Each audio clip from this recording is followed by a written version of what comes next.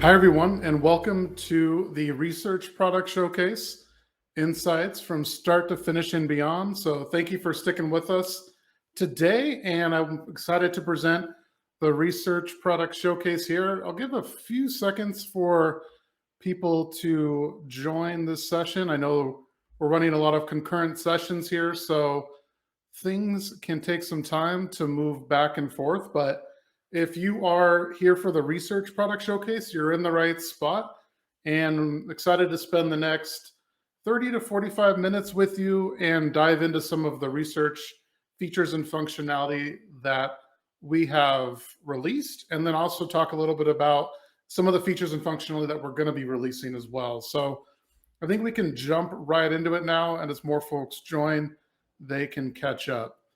So what I wanted to touch on today was I'm Dan Fleetwood, president of the Research and Insights suite here at QuestionPro. Obviously, you've probably seen me today if you've been at XDay, but I'm excited to present today some of the different features and functionality that we're coming out with and really how we're thinking about different things in the industry. So I'll spend about 20 minutes talking about that. I'm also going to dive into the platform and give a live demo of a few of the features. And then also we'll do a Q&A. So if you have questions for me about the product, about QuestionPro, whatever it might be, feel free to put those in the questions or the chat, and I'll answer those as either as they come up if it makes sense, or I will save them until the end. Okay, so I want to talk a little about the research product roadmap. What have we released in 2021 so far, and what are we working on, and what will be released coming up in next year, really, and as we move forward, not only Q4 of this year, but also into 2022. So we'll dive into some of these, but I at least want to mention them is accessibility and Section 508 compliance. We have a whole few slides on this, so I won't touch on it for too long here, but we spend a lot of time to make sure that we're not only meeting, but exceeding a lot of the guidelines. And I can confidently say we are at the top of any survey platform when it comes to accessibility. So that's something that we are very, very proud of. We also have locked extraction logic. So I know we've been going over this with a few clients here and there, but essentially this locks down the extraction. So if you change any of the answer options in your source question, it'll also flow down and change in any of those extraction questions as well. We released review mode for surveys a while ago, and this is something that has been really huge because it makes it easy to share the survey that you created with people that either have a QuestionPro license or that don't. You can put in their email address, much like if you're using Google Docs or any Office product online. You can put in their email address. It sends them the link. They have a spot where they can add their comments and feedback, and then it shows up in QuestionPro as well. So you can get all of that feedback in one spot. You don't have to do this over email or over a shared document. Then it shows up by each question. So this is review mode, and that is something that we have there. I'll stop real quick. Mark, thanks for mentioning that. In the files section here, there are a lot of these different data sheets and things that I'm covering today. So if you want more information or you want to be able to remember this later, not only can you view this recording, but you can also refer back to those data sheets there. Okay, then we have merge data 2.0. So if you have similar surveys with question types and you want to merge that data, we made it really easy for you to do that. It's not as cumbersome as it was. We definitely improved the UI and usability there. So it'll create a new data set, so it doesn't affect the original data set, and you can merge that data together. Super helpful for any sort of tracking studies or any other research like that, where you need to merge these data sets and combine that data to do some analysis. Then we released Hotspot 3.0 with some improved features and functionality. Garber-Granger 2.0, which is something that I really enjoy in terms of a question type, and also just having this additional capabilities for our users is the Garber-Granger 2.0. Made it really easy to not only input the question and create it, but also on the back end, there are a lot of robust options for you as well. So that's something that definitely excited about. And then communities, we have video focus groups. So if you want to run a video focus group with your community or do a focus group project, feel free to reach out and we can enable this in your account and you can run these sessions. So it's There's a whole invitation screen. There's also ways that you can incentivize members. We're going to be adding a few features and functionality to this, but definitely use it. It's there for you and something that you can make use of. Now, what are we working on? We're doing a few more improvements to lock extraction, so that'll be coming out, as well as a weighted rank order analysis, and also in crosstabs. So once you weight the data, you can do rank order, and then also in crosstabs, if you do a different weighting, that weighted data will be available, so you can run crosstabs by that. I know that's been a heavily requested feature, so I'm excited that we can finally get that one out. That should be done by the end of this year. And variable bucketing or answer grouping on crosstabs. So we'll talk a little bit more about this, but that's something that we'll be coming out with. Audience tool revamp and upgrade. So we're spending a lot of time, if you use our audience tool within the platform, that drop down there, we're spending a lot of time in making some improvements, making it easier, adding more criteria. So that's something that we're developing incrementally. You'll start to see some of those releases come as soon as the end of October, into November and December. But working on a lot of really upgrades there that'll help make using that feature and functionality so much easier. And then cluster analysis. So this is something that we are working on as well as part of our research roadmap and in development. And really what I wanted to talk about in addition to is, research outlook, the 2022 and beyond. So some of this I'll cover what we've released and go into a little bit more detail. Some of it is, hey, this is what we're thinking and this is what is coming up with. If you were part of the morning session with Vivek Bhaskaran, our founder and CEO, he talked about some of these features, but I'm going to be diving in, and I'm actually going to show you InsightsHub. I'm going to dive into that, give you a live demo, and then talk about LiveCast. I'll give a live demo on that and just go over some of those features and functionality that I think you'll be really excited about. And then also, I'll just be talking about some of those features as well. So, first with the research outlook in 2022 and beyond, what are we thinking about? So InsightsHub, with both with what Vivek talked about, and even my talk with Ray Pointer about an hour ago or so, we talked about the democratizing research, and more people are doing research. There is arguably a greater need for having insights repositories, a central location where all that data sits, it's searchable, and you can really get the answers that you need with, maybe you don't even need to do a research study, and you can combine all of that data and get it into one spot, which I think is key. Oftentimes, we see it's in a random PowerPoint, it's in someone's head, which doesn't really help anybody out except for that individual person, right? So this is really helping to democratize that research process, and arguably making it one of the most important things is that data accessible. LiveCast, which is a question type where you can get video feedback. It does some categorical analysis along with sentiment. And then one thing that I'm excited about it is it reads emotion, and it'll give additional emotional markers on there, which I'll show you as well. Upgraded accessibility, I'll dive more into this, but this is something that we're proud of. Data quality, I think data quality is paramount now. Obviously, it has been in the past, but I think moving forward, this is something that we're going to be spending a lot of time on, is data quality and making sure that you can be confident in those insights that you collect from a data quality standpoint. Advanced cross-tabulations. So this is something that kind of themes on additional features and functionalities that we'll be adding to individual, not only products or tools within the platform, but also just features and making those incrementally better for our clients and more. I think, this is definitely scratching the surface. There's a lot here. We have a lot of ideas and things, and heard a lot from clients on things we want to implement, but this is sort of where our head is at right now.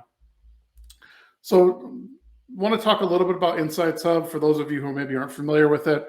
This is one of our newest products that we've released in beta to a lot of customers. They're using it, but we'd love to have more users. And I think this will be really impactful for anybody that has an insights team or is on an insights team, as it works to solve really three main problems with workflow. So new project intake process, managing those products, status updates, templates, things that take a lot of time that need some sort of organization in order to make sure that they're properly implemented, this is something that it helps. It also helps get that project in, so then you can do the discovery on it. And this is really so that after the insights have been presented, and making it meaningful and searchable repository with key findings and materials for all projects. So this is something that I think is really, really important in terms of not letting that data die after the presentation. Get it into a repository so you can tag it, you can add nuggets, and I'll show you an example here. Knowledge graph, so build upon research that's already been done. You can link these different nuggets of information with different taxonomies, so you can look this up and really link these across different studies and time periods as well. So you're not reinventing each project from start to scratch. You can start to build off of a lot of that research you already have. And then we see this as not only, obviously you can pull QuestionPro data into it, we see it as really a hub. And the true sense of that is you can get data from other sources. Maybe you're doing more qualitative work in other platforms, or maybe it's focus groups, whatever it might be. You can have all that data as a central repository point of truth inside of the InsightsHub here. So it really fits on nicely with the Research Edition and Communities products that we have. So this is an example of what it looks like, but really for unified, desk data management, also easily access the project data, business use taxonomy. So there's that clear taxonomy with the child and parent relationships on things. And then we're also coming out with, it's not released yet in InsightsHub, but a way to collaborate on one-on-one interviews and make that process more meaningful. What I wanted to do now, before we dive in, is actually show you the InsightsHub and get into it here. So this is a portal. This is the admin view. There's also a portal view that you can give out into your organization where they can search all of the data that is there. They can add stories. They can check out different knowledge graphs. They can add new projects. So if I'm a new user and you want to send this out to your teams or anybody doing research, as Ray mentioned in the session earlier today, there are more and more people doing research. So you want to try to standardize that, I think, as much as you can. And this is a great way to do that, where you can have, maybe you want to run a live interview or a new product, and you can customize these different studies or these different study types here by going to settings. And then you can have, as an admin, you can create different drafts or different project types. And then you can also organize by different programs. So you can have general UX researches and so forth. And then you can have different workflow statuses that make sense to your organization. And these all show up under the analytics section here. There's also teams, so you can set up different user roles with teams, different metrics. You can, so the metrics are important because then you can start to track ROI. How much are we spending on sample? How much are we spending on programming? And really start to measure that ROI that you're doing on these research projects.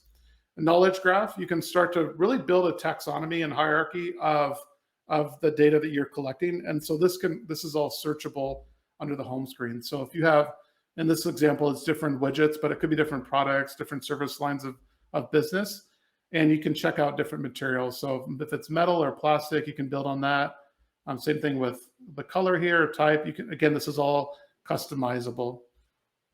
And what you would get is when you go to this, back to the home screen, you can see this knowledge graph here, and you can start to search those different taxonomies. So maybe you want to see anything in this widget that has material. So these are nuggets of information that were saved in a particular product, and they were tagged as these different knowledge graphs. So you can start to really make this data meaningful, not only now, but over time as well. So how you would do that is under my project here.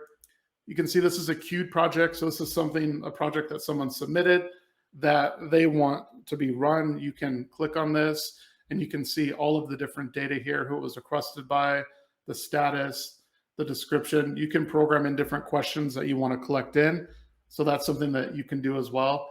And then operation, you can link a survey, a QuestionPro survey to this, so it'll start to pull in some of that data, and then this data can get reported back. There's also the insights, themes, and nuggets, which on this one, because it's queued project, there aren't any. But if we look at some of these closed projects here, we can start to see some of the different like widget improvement study here. And I want to see the insights, themes, or nuggets. So after the project was done, come back in here. You can add in those different themes or nuggets, those main points, those juicy bits of information that you want to make sure that you capture in here. And then you can tag this. So if I come in here, I can add to the knowledge graph. So again, those taxonomy that we saw that you had set up, you can come in here and you can tag these. So maybe you want to tag this, or you want to tag it as a certain color. Maybe it's pink here, so you can apply that. And then that shows up as pink. So now in the knowledge graph, this tag is also there as well. And then finally, we know there's always files and reports and things associated with every project. You can upload those here into the different statuses. So upload the questionnaire that you use. You can upload the data set. You can upload the reporting, whatever those materials are that help you tell that story with the data, you can upload it here. And that is a way that easily searchable. So maybe you remember you did this project a year ago, you want to find that, boom, you got it right here for you. And then another thing you can do is start to be a little bit more editorial with the data and start to tell stories around it. We're going to be making this a little more operational and being able to pull in different charts and graphs and so forth. But here you can start to tell a story with the data. Other people can come in and add stories as well. But you can see for this, there's a title. This is obviously a pretty short snippet here. But then if someone comes in, you can even copy and paste. Maybe it's a executive top line report and you want to put that in here. Those are things that you can do to start to store this data. And then obviously it's searchable here and people can see those tag stories even on the home screen. So if you want to start to tell those stories with data, you can see that here along with the knowledge graph. And then of course, everything is searchable here as well, along with those different tags and the taxonomy that we talked about. If you just wanted to see those live interview projects, you can see that here as well. So everything to help get the data in. If you already have, obviously you already have existing data, you want to get that in, we have you covered there. So I wanted to give you this peek at InsightsHub and a real demo of it. So if you have questions on this, feel free to reach out to myself or any salesperson, and they can definitely help you out and get you in touch with the InsightsHub team. Okay, so jumping back to the presentation here, we talked about the knowledge graph here, and this is a slide for that. Now I want to talk about LiveCast, sort of jumping to a different, really a different tool here. And this is all about collecting real-time video feedback and generating those reports. It has some machine learning, obviously, with the AI and the emotional recognition as well, but really to help uncover just additional data points that you can use. So this is an example of it. I'll jump into a live demo here in a minute, but I just want to frame this up as video feedback. We use some machine learning and natural language processing with this, and there is emotional recognition as well. So what this looks like is, I'll jump back out and I'll go into QuestionPro here. So I have this survey about camping, and in here I have, just a general question. How many times have you gone camping? And then this is the question type here, the LiveCast question type. And this is, please share your thoughts about camping with us by recording a short video, and then some brief instructions on how to use it.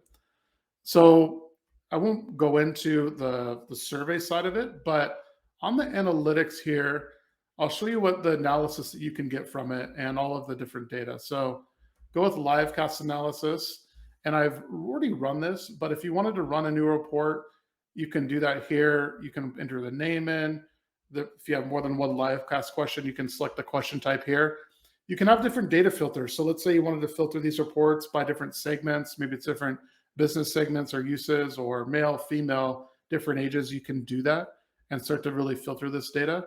I already have this report done, so I'm just going to go back here, and then I'm going to go all report. I'm going to show this existing report here.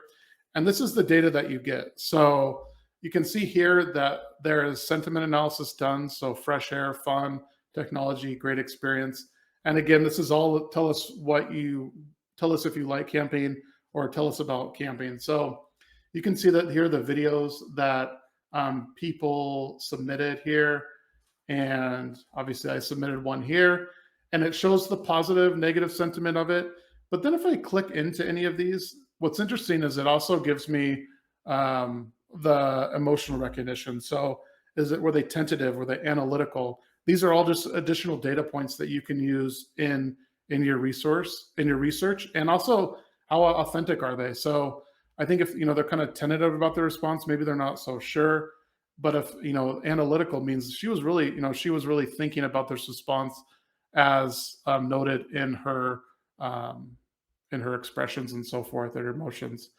And once you click into these, let's say you wanted to see anyone that mentioned technology, so it will go directly to that. You can obviously play the video. You can download these clips as well if you want to pop it into a report. You can easily do that. But this is something that we are really excited about because it helps merge the qual research with the quant, and you can use these in your studies. I know a lot of our clients have used this question type already and have been fascinated by the results. So this is something that you can use if you want to use it. Again, reach out to us. It's available now in a beta format, but you can definitely use it. And in here, you click on this, you can see joy this is obviously Tim, if you know QuestionPro. His response was joy. So he likes, love being out in the outdoors, seeing animals and so forth. So these are all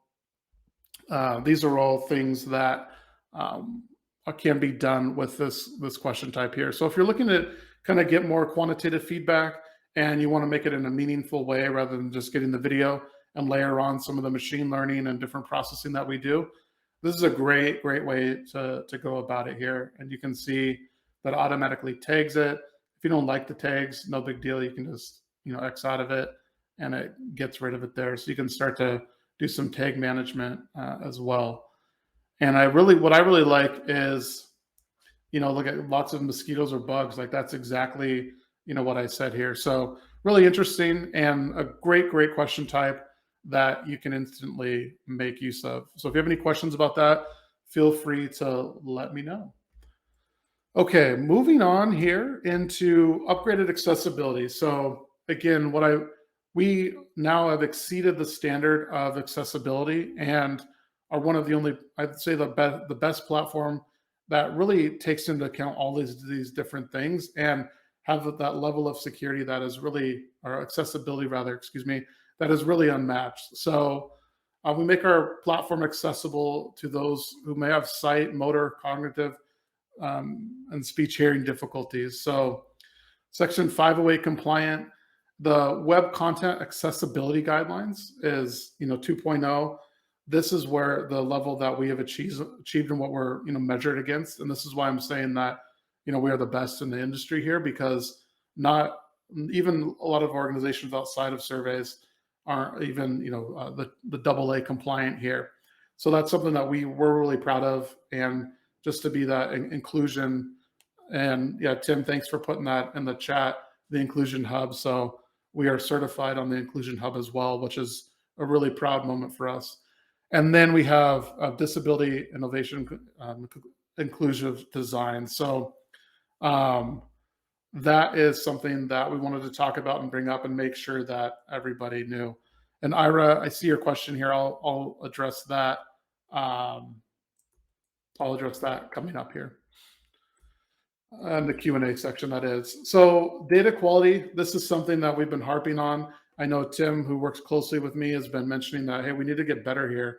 And so this is something that we have really focused on. Obviously, last year we released a lot of different data quality tools. This year we're only adding to it. And we really see it as not only something that we need to do, but it's super necessary. And just ensuring that you have good data that is collected. And the more that you can readily, I think, take comfort in the fact that your data is good and was collected in a meaningful way and weeded out a lot of those fraudulent responses, the better you're going to be able to tell that story that Lila Jones was mentioning earlier. The better able you're going to have that confidence in that data.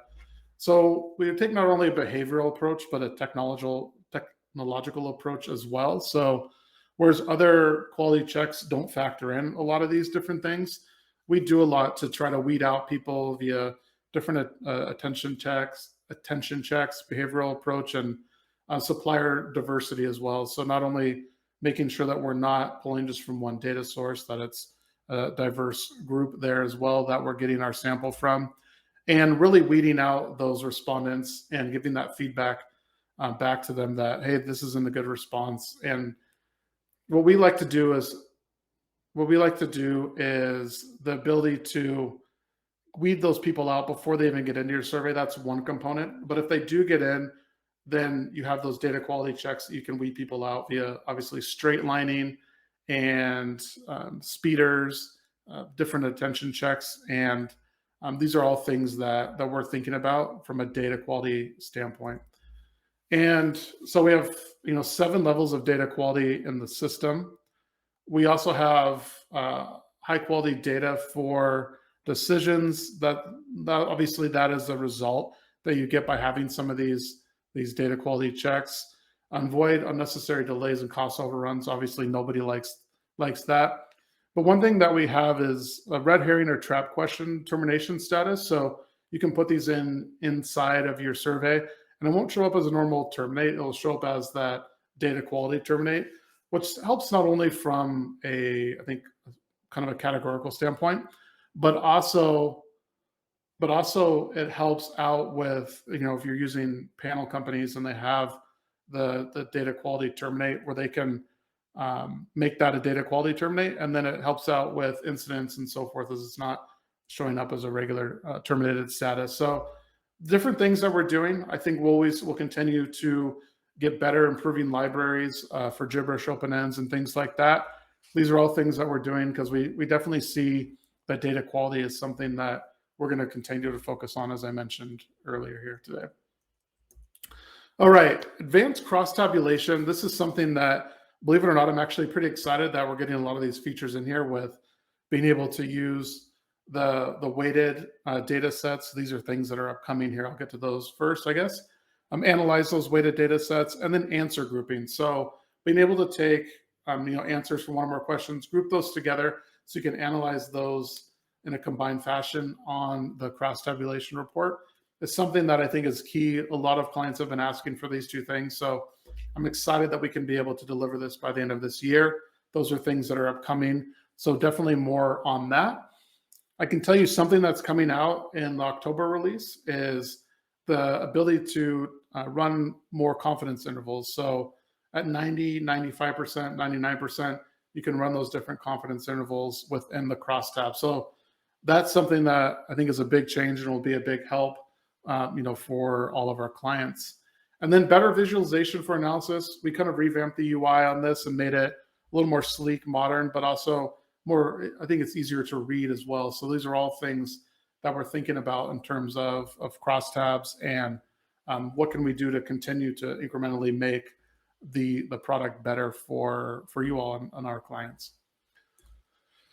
Okay, let me know, is there any questions? I know, Ira, you had a question around how does positive and negative get assigned in the prior slide. So on the prior, and I think in the LiveCast, we are making use of IBM Watson for that one, and that assigns the sentiment based on the response.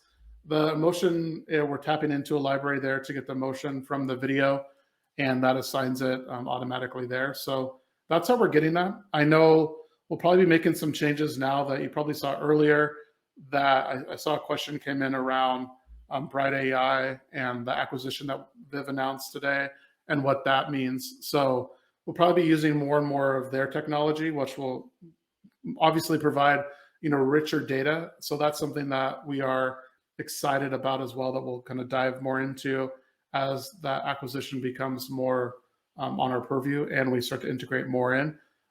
Just better, I think, better data for all of those different options. I mean, you heard Viv talk about it earlier. So for unstructured data, definitely will provide some better categorical analysis along with sentiment, but just the ease of use of what you can analyze that data, it will be really, really terrific here. So let me see, there's some more questions coming in here. I'll just kind of scroll through and answer these. So Let's see here.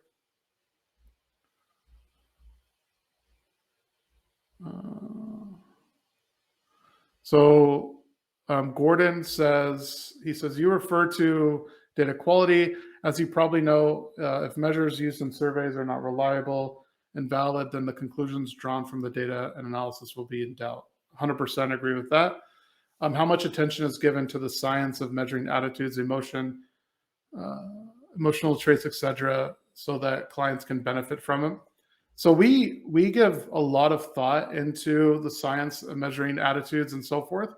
In terms of not only we have experts on our staff, but also reaching out and seeing what's best in class in the industry, reaching out to some of those folks as well. So it's definitely something that we take a lot of, I think, pride in making sure that not only from a data quality standpoint, but that the different data collection methods that we're providing, whether it's question types, LiveCast, that we are making sure that we're including the science behind all of those, and not just doing something because it's something that we think is good. We're definitely taking a lot of the feedback and research that's being done, as is evident by the Bright AI acquisition. Like that's something that arguably didn't exist a few years back. So these are all things that we are doing. Hey, Dan. Hey, how's it going? Good. I just jumped in to see if you needed some help fielding questions, but it looks like you got it. Yeah, I think I got it. Just me keeping an eye on things. All right. How many have you gotten through? I think we got through most of them here. There were some questions around the files. So the files, I think you can just download them one at a time. I don't think there's a zip file, but it's easy to just kind of get through those here. And I think those were all of the questions. If there's questions that come up after this, feel free to reach out to me. I would love to chat and get your feedback. Yes, Crystal, you have a question? Actually, Nathaniel Porter has a question. Okay. Are you going to make it so qualitative analysis, words I don't understand, sentiment, LiveCast, etc., can be exported to CAQ? What on earth is that? Using data quality without being able to connect software. That's interesting, Nathaniel. I don't think we've really thought about that in terms of providing different outputs, but it's definitely something that I would think about and we can address. Maybe it's something we can I'd love to talk with you more about it and get your take on it. I don't think it's not something that we've really thought about to date. I think it's more that you can export the data, but in those particular formats, it's something that is interesting to me.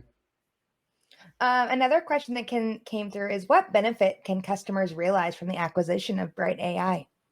Yeah, we kind of covered that one. I think the benefits would be that, I think more richer analysis for your unstructured data.